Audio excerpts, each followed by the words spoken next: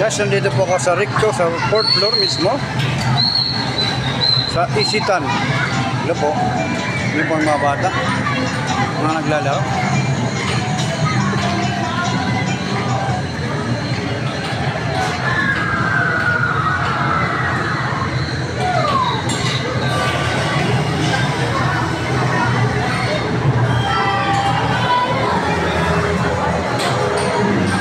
Sinong gustong pumunta, manood dito, pumunta nila kaya sa Recto Isitan, Recto Manila.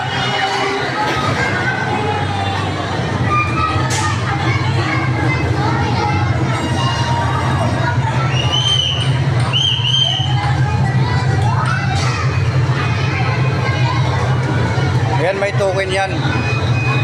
Sinong gustong maglaro o ano, punta lang po kayo dito sa Recto Manila, mismo matatagpuan ito.